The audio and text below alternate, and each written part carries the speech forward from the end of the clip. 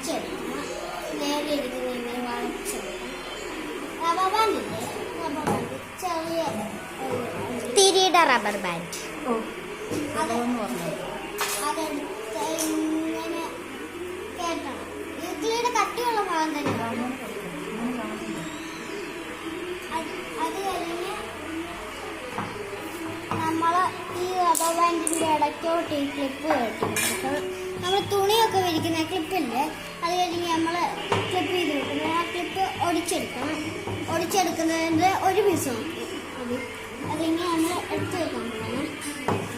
അങ്ങനെ നമ്മുടെ റെഡി ആയിട്ടുണ്ട്. അപ്പം ചുറ്റുമായിട്ട് നമുക്ക് ഒരാളെ പേടിപ്പിക്കാം കേട്ടോ. ഓക്കെ അല്ലേ ഗൈസ്? ഓക്കെ.